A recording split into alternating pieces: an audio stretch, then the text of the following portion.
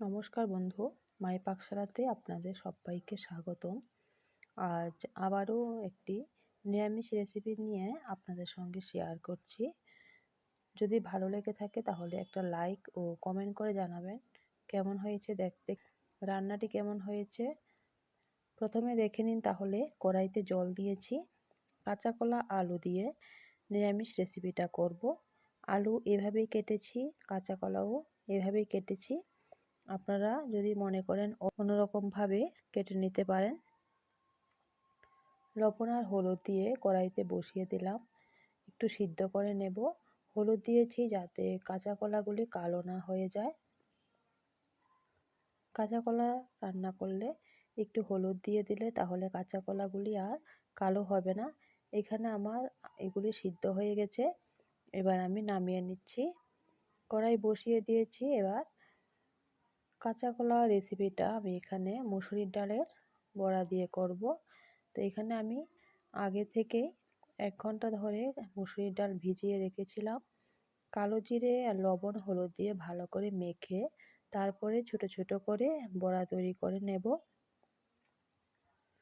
বড়াগুলি বেশি করে ভাজলে আবার হবে না, হালকা করে ভেজে নিতে হবে।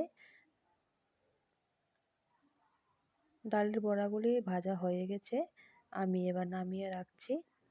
এবার কড়াইতে আরও একটু তেল দিয়েছি, সর্ষের তেল দিয়ে রান্না করব। শুকনো লঙ্কা দিয়েছি, 5 ফোড়ন দিয়েছি। এবার মশলাগুলি দিয়ে দেব। এখানে আদা দিয়েছি, আদা কুচি দিয়েছি। আপনারা এখানে কাঁচা লঙ্কা আদা পেস্ট করেও দিতে পারেন। আমি এখানে কাঁচা লঙ্কা চিড়ে দিয়েছি, 2টি কাঁচা লঙ্কা।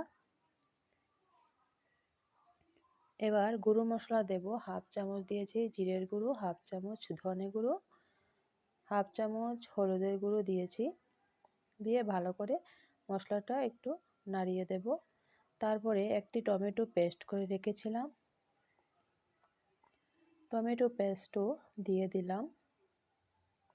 এবার ভালো করে মশলাটা কষিয়ে নেব। এদিকে মশলা কষানো হতে হতে আমি এখানে ফ্রাই প্যানের মধ্যে আলু কাঁচা কলা এগুলি একটু ভেজে নেব। লবণ আর হলুদ দিয়ে হালকা করে ভেজে নেব।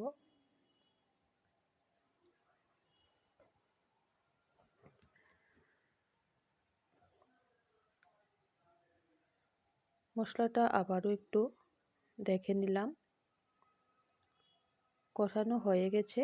এবার দিয়ে দিলাম কাঁচা কলা আলু ভাজা, দিয়ে ভালো করে আবারও একটু মিশিয়ে নিলাম। গরম জল করে রেখেছি, এবার গরম জল দিয়ে দেব। গরম জল দিয়ে রান্না করলে ভালো হয়। চেষ্টা করবেন যাতে গরম জল দিয়ে রান্না করা যায়।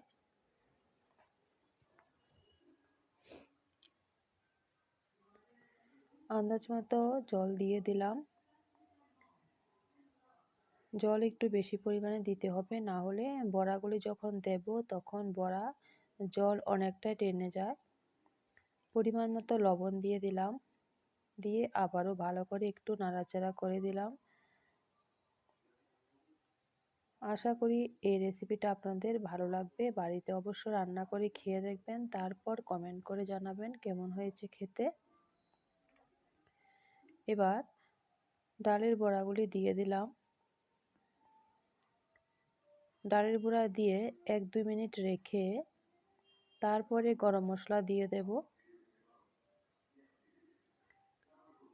এই রেসিপিতে গরম মশলাটাই ভালো লাগে, ধনেপাতা ভালো লাগবে না। গরম মশলা দিয়ে তারপর 1/2 চামচের মতো ঘি দিয়ে দেব। আপনারা যদি ঘি না দিতে চান তাহলে ঘি না দিয়েও রান্না করতে পারেন। 1/2 চামচের মতো চিনি দিয়েছি, টমেটো দিয়েছি তার জন্য 1/2 চামচ চিনি দিয়েছি। আমার এই রেসিপিটা যদি আপনাদের ভালো লেগে থাকে তাহলে একটা লাইক করে, নতুন বন্ধু যারা আছেন যারা আমার চ্যানেলটাকে এখনও সাবস্ক্রাইব করেননি তাদের কাছে অনুরোধ রইল আমার চ্যানেলটাকে সাবস্ক্রাইব করে আমার পাশে থাকার জন্য। সুস্থ থাকবেন, ভালো থাকবেন। অসংখ্য ধন্যবাদ আমার ভিডিওটি দেখার জন্য। আবারও অন্য কোনো দিন অন্য কোনো রেসিপি নিয়ে আপনাদের সঙ্গে হাজির হব। ধন্যবাদ সবাইকে।